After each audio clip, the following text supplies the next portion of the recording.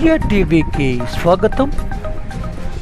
తెలంగాణ రాష్ట్ర వ్యాప్తంగా అక్రమంగా నిల్వ చేసిన ఇసుక డప్పులపై కేసులు నమోదు చేసిన అధికారులకు అభినందనలు తెలియజేసిన సమాచార హక్కు వికాస సమితి వ్యవస్థాపక అధ్యక్షులు ఎర్రమాద కృష్ణారెడ్డి.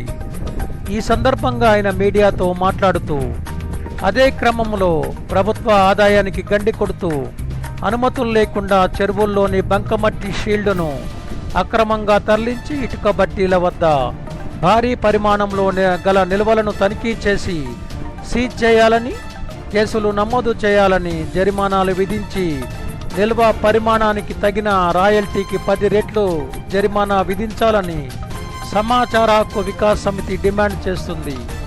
ప్రభుత్వ ఆదాయానికి గండి కొట్టే ఎవరిని వదలవద్దని, తక్షణమే ఇటుక బట్టీల వద్ద గల అనుమతులు లేని మట్టి నిల్వలను లెక్కించి కేసులు నమోదు చేయాలని, నాలా అనుమతి లేని వారిపై సంబంధిత రెవెన్యూ, నీటిపారుదల, మైనింగ్ శాఖ అధికారులు చర్యలు తీసుకోవాలని కోరుతున్నారు.